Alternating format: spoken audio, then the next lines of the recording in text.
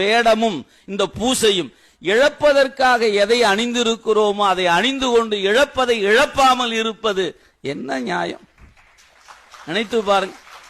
அடியார் பெருமக்கள் இன்றைய வாழ்க்கையில் இந்த காலச்சூழலில் என்ன தேவைப்படுகிறது என்றால், யான் எனது என்கிற இரண்டு வகையான பற்றை விடுவதற்குத்தானே பூசிக்கிறோம்.